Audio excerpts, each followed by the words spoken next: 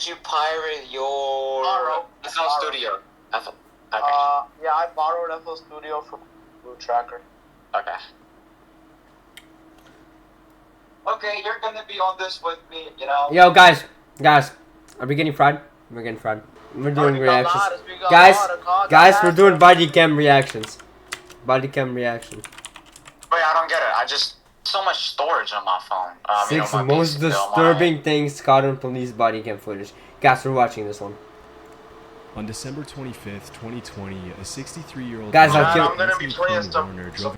Alright, chat. Let's lock in. 6 most disturbing things caught on police body cam footage. Let's get into this. On December 25th, 2020, a 63-year-old man named Anthony Quinn Warner drove his RV to Nashville, Tennessee's 2nd Avenue and woke up near... Alright, the details are going on crazy, bro. So this random dude drove a fucking RV somewhere in, like, park. Bro, don't tell me this is gonna be some shit where, like, a fucking RV explodes, you know what I mean? That shit would suck. Nearby residents with the sound of a robotic digital female voice coming from his RV, warning everyone around the vehicle to evacuate the area. This area must be evacuated now. This area must be evacuated now. Dude, if I was right there right now, bro, I would be shitting my pants, bro. A normal sized RV is just fucking sitting there with a woman's robotic voice saying, "All buildings in this area must be evacuated now." I'd be shitting my pants, bro. I'm not even gonna hold you. If you can hear this message, evacuate now. If you can hear this message. Soon, the female voice repeatedly mentioned that the RV was going to detonate, and a little after 6 a.m., the voice became more and more insistent, announcing that the vehicle would detonate in 15 minutes. In the body cam footage that was later released by the authorities, a group of Nashville police officers can be seen walking... Dude, and it's like not that, bro, it's like not that long ago. It's actually pretty recent, 5 years ago. Like, bro, we live in a civilized community. And yet there's still a fucking random ass guy with an RV scaring everybody in the fucking neighborhood. Or even town or cities, yo. Around the downtown area, urging any stragglers to evacuate for their own safety. So you're not doing anything wrong, okay? You're not in trouble, but there is something serious happening down the road. Go for 11. Okay? Do you mind going down to 2nd and Where do they need to go when they are evacuated? That's so weird. That's like something out of a movie. Dude, if I was him right now in this situation, I would be like fucking blabbering on about what the fuck does my tax-paying money goes to. Like, cause what the fuck, bro? How can this happen, yo? Yeah. It sounds so easy to do. It literally sounds, you can just put in speakers, go to Google Translate, type in evacuate now, and just play that shit from an RV. And yet you see the whole block, the whole neighborhood, yo, they're just evacuate now. Evacuate now. Evacuate now. Stay clear, vehicle. Stay clear, vehicle. The robotic voice and its ominous warnings give the whole scene an extremely eerie vibe, like, as the police officer mentioned, something out of the movie The Purge.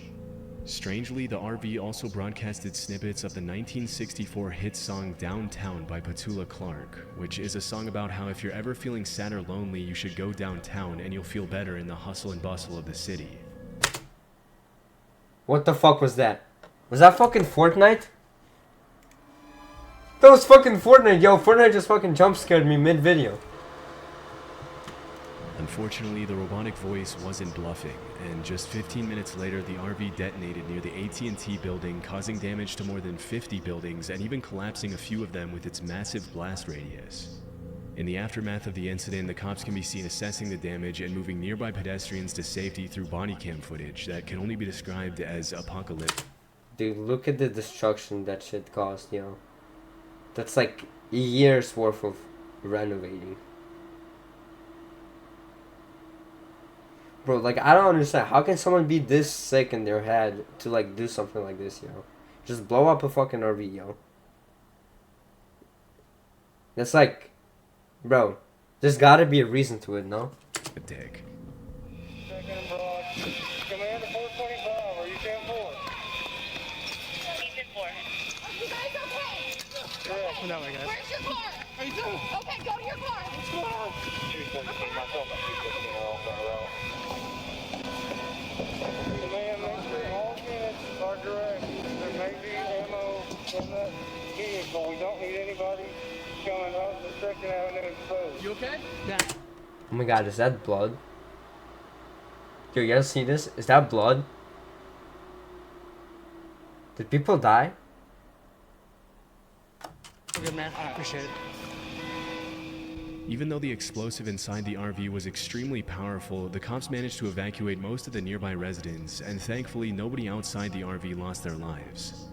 Although three okay. people were injured and had to be hospitalized after the vehicle incident, the only person who lost his life was Anthony Warner himself, who was still inside the vehicle at the time of the detonation. After the incident, the authorities started digging deep into Anthony's past to figure out what could have caused him to do something so insane, and what they found was pretty disturbing. As it turned out, Warner was pretty much a paranoid loner obsessed with conspiracy theories about shape-shifting alien lizards that were trying to take over the world. What the fuck does that have to do with the RV, yo? What the fuck? Shape-shifting lizards? Oh, bro, I bet he thinks, like, he thought, the CIA government is full of lizard people. You know, that's what's going on in his mind. It was also revealed that 16 months before the explosion, Warner's girlfriend had called the cops to report that Anthony had been building explosives inside the RV outside their home. Even more disturbingly, less than a week before Christmas, Warner's neighbor had reportedly asked him if Santa was going to bring him anything good for Christmas, to which Warner replied, "Oh yeah, Nashville and the world are never going to forget me." But despite the clear desire for attention, the cops never managed to truly So he did this shit because he was lonely? Yeah. That's beyond fucked up, bro. figure out Warner's motive, and it was eventually concluded that he probably didn't want to hurt anyone, and that a fatal cancer diagnosis mixed with other factors had contributed to Warner's declining mental health. On March 9th, 2023, at around 12:30 p.m., an anonymous caller dialed 911 and told dispatchers that a man that had just run into a food market on Cleveland's Central Avenue was claiming that he had just been kidnapped.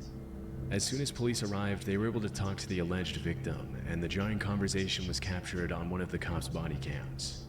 I won't be able to fix his busted pipe for his washing machine. Okay. I was putting a water line for his refrigerator. And when I got downstairs, another dude came out. They had guns on me and they robbed me. I mean, they tied me up. They had plastic laying on the ground. Disturbingly, the zip ties and Dude, I didn't know zip ties were that strong. What the fuck? I thought a grown-ass man could, like, fucking, you know, rip him out. But I guess not.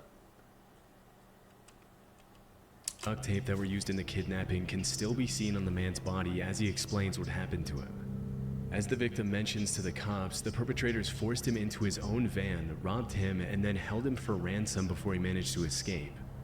So they put this on my face. They get me in my van, and they bring me over here. They turn the location up on my phone. One of the guys is in back with me. And Which way did the car go? Huh? Where the car go? It was parked this way, and I ran all the way down here to here. It was parked right over there. They're parked on 49. What kind of car was it? It's my van. As the cops later found out, the main perpetrator was 51-year-old Ahmed Johnson, whom the victim had been in federal prison with at some point in his life. After digging deeper into the case, they uncovered the whole story of the kidnapping. As the victim mentioned in the video, the kidnapper had hired him for a plumbing job, and when he arrived at the house in Cleveland's Buckeye Woodhill neighborhood, he was led downstairs where he would allegedly be shown the leaky pipe that he had to fix. Once downstairs, Ahmed led the victim to another room, where another man... Dude, if I was a plumber, I would have never went to a fucking dark-ass basement, yo. If the people before me don't walk in first, and they don't turn on the lights, I'm not walking in there. I'm not walking in there. I'm gonna get fucking murdered. You know? Jumped out and held him at gunpoint. After stealing his phone and Apple Watch, the kidnappers bound the victim and put him into the back of his own van. As the perpetrators drove the van towards the city's central neighborhood, they made the victim call a friend and bring around $15,000 to a nearby gas station in exchange for his return. But as the van slowed down, the victim somehow managed to jump out and ran down East 49th Street. Thinking quickly, the victim ran into a convenience store where he would be protected by the public eye, causing the suspects to drive off. 2 weeks later, the cops managed to make an arrest, and Ahmed Johnson was charged in Cleveland court with aggravated kidnapping. As of today, there have been no further updates to the case. On September 9, 2019, an Albuquerque Police Department officer saw a young man performing a traffic stop on a gray Nissan SUV. Strangely, the man wasn't dressed like a police officer at all. In fact, he was dressed as an ordinary citizen in jeans, a black polo, and an Air Force cap as he wrote down the driver's information. Oh my god. Is this dude actually a fucking police? Bro. The guy that tries to look like a policeman to have power over other people. Imitator. Dude, that's like so fucking low, man. Like, Sensing that something was off, the officer pulled the man aside to talk to him, and from the beginning, the man seemed a little on edge. You gotta talk to him for a minute.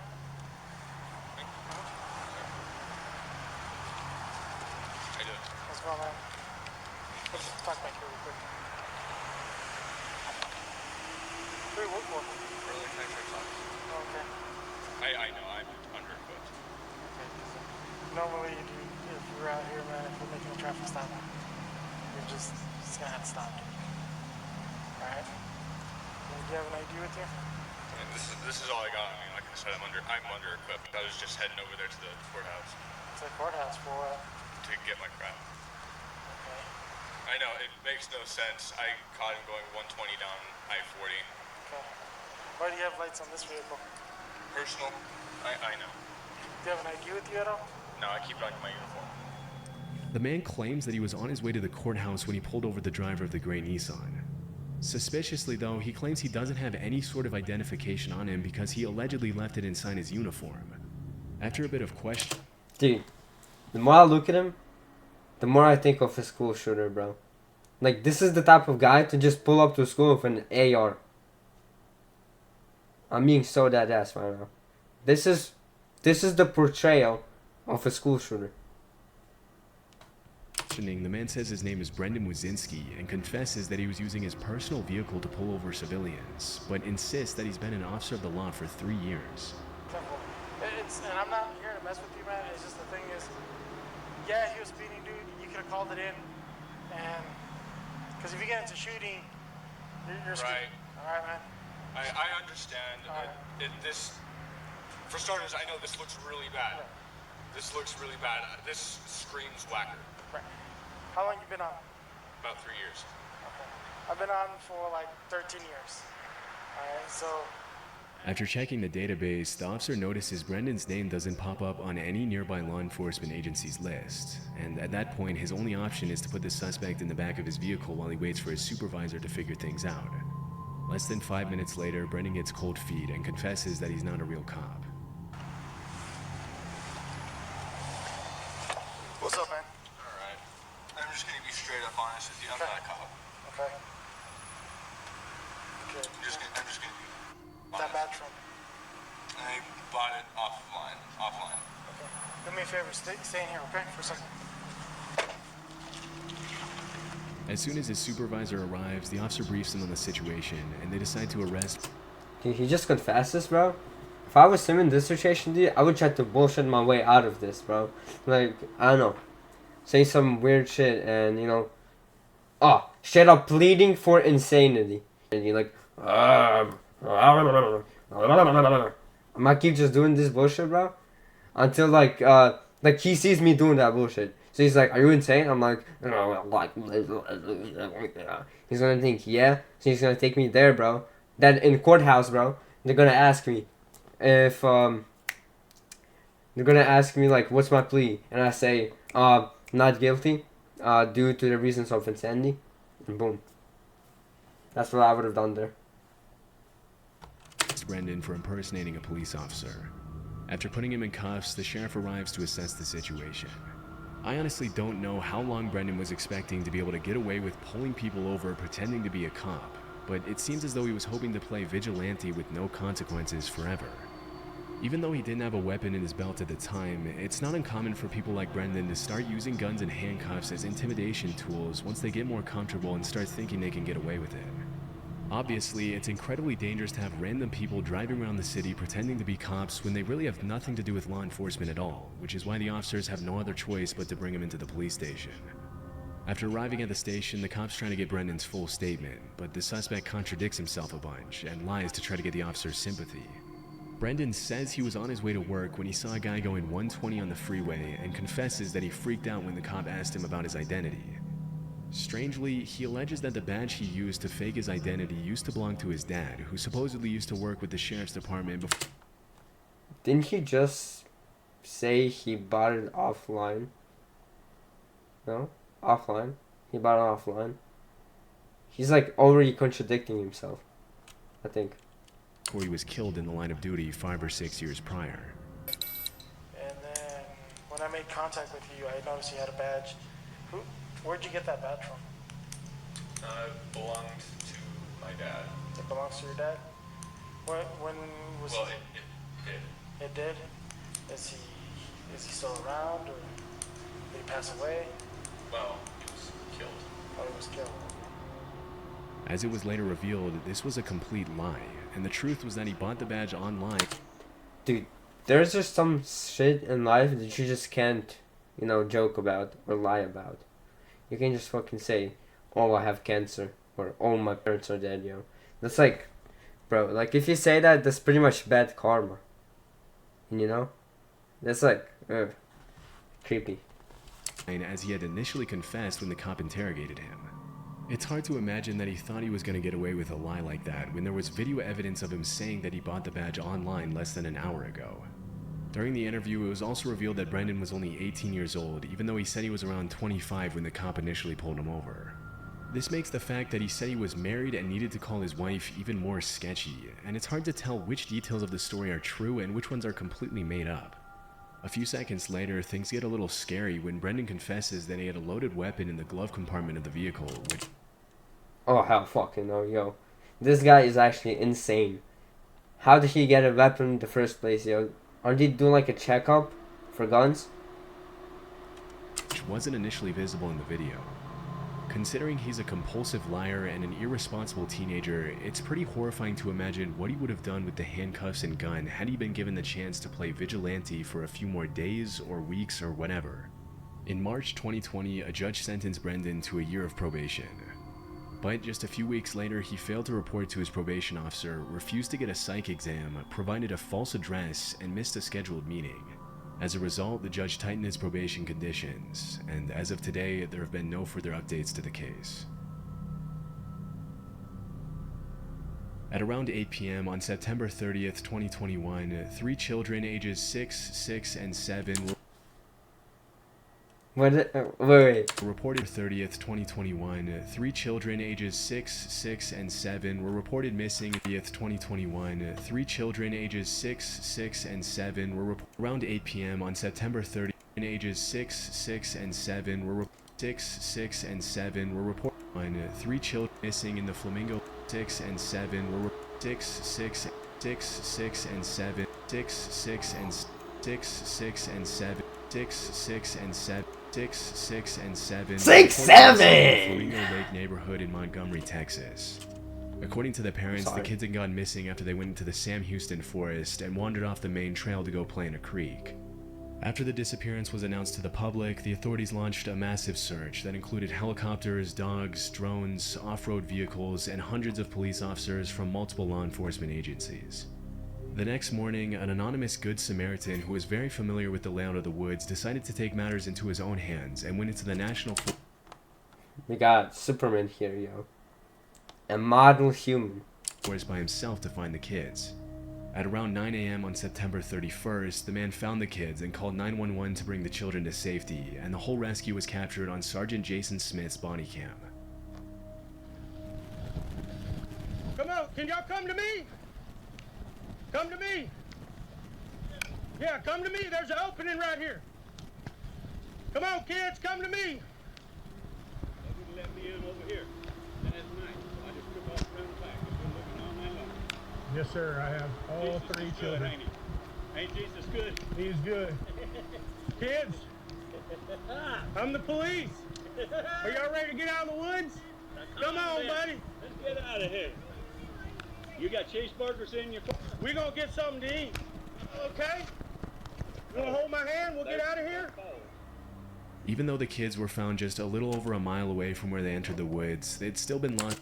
Dude, if this guy wasn't here, if this absolute Superman wasn't here, and the police didn't find them, in 2 days, all three would be dead. I guarantee it. They're already saying they're hungry. They've already been here for a couple of days. They're gonna die in the next 2 days. Like, somehow, some way, they're gonna die. They would have died if this guy didn't, like, search himself. You know, so that's why the world should have good people who do good things just because they're good. For over 24 hours, and pretty understandably they were hungry. As it was later revealed, the kids had spent the night in the forest, sheltering themselves under a fallen tree until the volunteer came to rescue them, which is why they had leaves and branches in their hair in the footage. Here, let's pick this. Grab hold of that. There you go. You're really strong. Am I really strong? I think Lose your shoe? I got you. Even though they had spent the night with minimum shelter and hadn't had anything to eat for 24 hours, the children still seemed to be in pretty good spirits as Sergeant Smith escorted them out of the woods, and toward the end of the video he could be seen guiding them to the clearing where a bunch of cop cars sit waiting for them.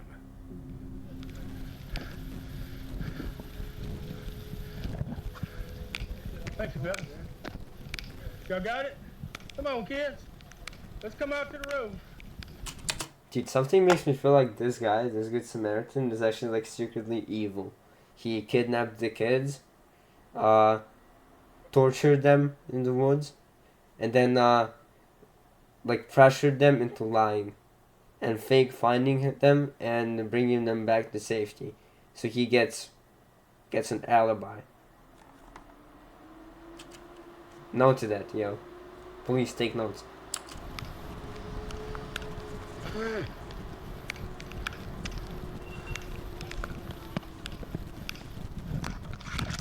Oh, yeah.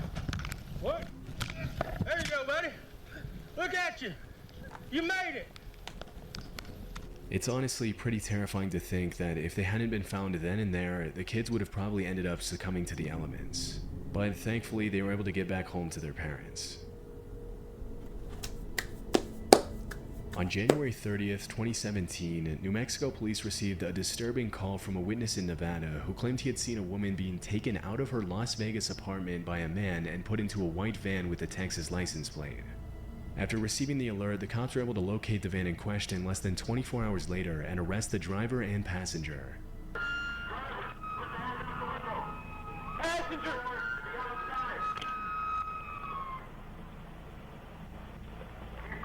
Is that a vest?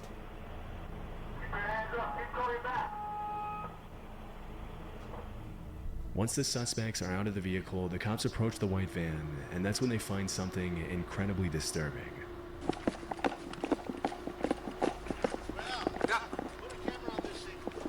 Got a camera. You need a... Oh my God, thank you. Okay.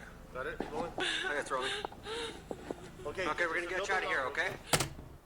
Yo, is she chained? They don't lock her up, yo. Full pirate mode. Holy shit. Wait, and here's the question, yo. How did someone just literally break in to your apartment, take you away, drag you through, and people just see you and they're like, oh, alright, let me call the police. I'm not gonna stop it. I'm gonna just give it an extra 6 minutes for the police to arrive. while she's already driving away. Chained. I got pictures of her and I got pictures of the chains. In the back of the vehicle, the cops find a woman named Jane who is chained to the floorboards of the van by the suspects, and as soon as the officers set her free, she gives them her disturbing testimony. According to the victim, the man who was driving the getaway van was her ex-boyfriend Jack, who broke into her apartment and took her. Even though she fought hard to escape, Jack was trained in mixed martial arts and was a lot heavier than her, and it didn't take him long to take her out of her home. Jane assumed it was her neighbors who saw the altercation and called the police, and it was thanks to that 911 call that the cops were able to rescue her. Once inside the police car, Jack doesn't seem all too distressed that he's about to be put away for a long time, and he can even be seen interacting pretty calmly with the officer driving the vehicle, asking him if he has a favorite hymn and singing the words to Amazing Grace as he's taken to jail. Got a favorite hymn? What's that? Got a favorite hymn? No, I don't. Why not? I don't know. I've never been into them. What about you? What about Amazing Grace? You like that one? I'll take it.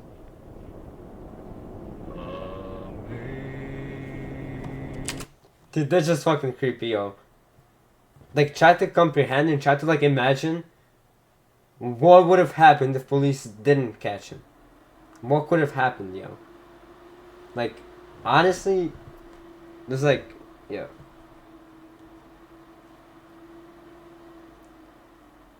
She probably would have died. He's insane, singing Amazing Grace, that song, in a cop car. That's just creepy, man.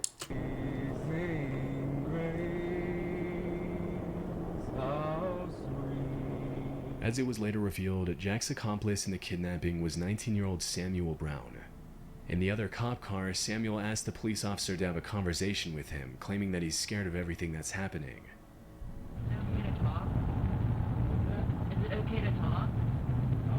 Yeah. Anything. I'm just kind of scared. Okay. What are the police gonna ask me? During the investigation, the police found that Jack and Samuel had planned to take Jane into a cave in New Mexico that Jack had dug into the side of a hill, where they would later brainwash her into marrying one of them, according to the...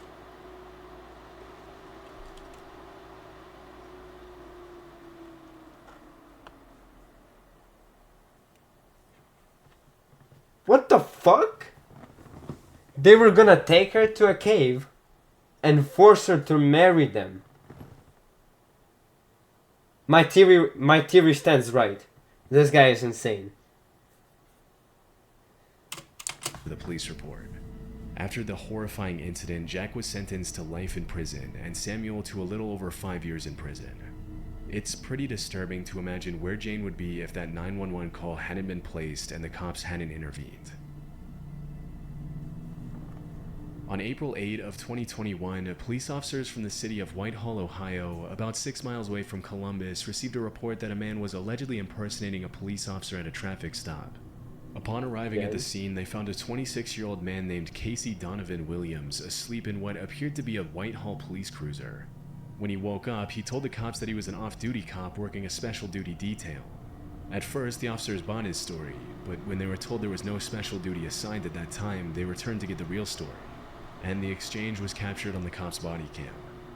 But you have no ID from them, no, all right? No. And have you ever been sworn in by them? I've talked to the chief. No. I'm asking you a direct question. Have you been sworn in by them? It's very important you answer this correctly, because being a former police officer or someday a current police officer, you know if you lie in this situation, you go directly to jail. No, I'm not. So I'm going to put that right listen, out. I'm not. So if you are telling me you are a police officer right now, is that what you're telling me? So you are not a commissioned police officer. I have spoke with the chief. That's not what I'm asking you. Okay. I'm asking you one question. Are you a commissioned police officer through the state of Ohio? I have an OPUDA certificate. That's not what I'm asking. That's not what we're asking you. I'm explaining to you. No, you're not. You're not answering the question. You're avoiding the question. Dude, I just hate the people who always dodge questions. Like, they answer questions with questions, and sometimes it's either clever and funny, and the other times it's just just, you know, Sibao, bro, Sibao. Very simple. Are you a sworn police officer anywhere in the state of Ohio with any department? Not currently. As soon as the cops start applying a bit of pressure, Casey confesses that he's not an actual commissioned police officer, and when the cops mention to him that he risks going to jail if he lies, he decides to call one of the officers who supposedly gave him the job to try to save himself from the consequences. Yo, is that just his friend in the fucking phone, bro? Like it's somebody, oh yeah, I hired him. What department? Shit, I don't know. 1 second. Would you be willing to speak to the supervisor from the company? From Watchman? From Watchman? Yes. Is he an actual police officer? You are an actual police officer, correct? Okay. Yes, he is. Where are you commissioned at? It doesn't matter. He's not here doing anything. Yeah. I don't care if he's the superintendent of the State Highway Patrol. That's irrelevant to the situation. Even though he seems to have a pretty intricate series of excuses to justify his actions, the cops sense there's more to the story than Casey's letting on. After mentioning to the cops that he was just trying to make a little extra money by allegedly working for the Glenwood Police Department, he realizes his chances of getting out of an arrest are pretty slim, and that's when he resorts to asking the cops for mercy. That's all I was trying to do. Please do not. I'm asking you for courtesy, man to man. Please do not ruin my career. Please. I think you did that kind of on your own. Throughout the exchange, it seems as if Casey either doesn't realize the severity of what he's doing, or he really thinks the cops are going to let him get away with showing a fake badge and even carrying a weapon while pretending to be an officer of the law. Still, things were about to get a whole lot worse for Casey, because after he was put in the real police officer's cruiser, the cops searched his vehicle and found a loaded AR-15 rifle, a tactical vest, a loaded handgun. Loaded AR-15 rifle. Yeah, I'm done. Yo, this world has some sick ass people, yo. With 15 rounds of ammo, I'm loving the a video, taser, 2 pairs of handcuffs, and pepper spray. It's pretty disturbing to think of what could have happened if the cops hadn't arrested Casey then and there, because he would have probably shot someone. Like, just pointed it in the public, like, are you resisting me? Are you resisting me? And they're like, no. even though he didn't seem to have any bad intentions at first glance, Casey could have used the badge, vehicle, and weapons for some pretty nefarious purposes if he wanted to, by simply convincing people he was a real police officer. From kidnapping to extortion and everything in between, a fake cop can be extremely dangerous. As it was later revealed, this wasn't the first time the suspect had gotten in trouble for trying to pull similar stunts. Although at one point he had been a corrections deputy at the Pickaway County Jail, he was forced to resign after trying to enforce his authority as an undercover cop at a fair when he hadn't been instructed to do so. After the incident in Whitehall, Casey was charged with impersonating a police officer, a 3rd-degree felony, and improper handling of a gun in a motor vehicle, a 4th-degree felony. Yeah, W chat. Shout out to Chilling Scares. Thanks for watching the video. Don't forget to like and subscribe.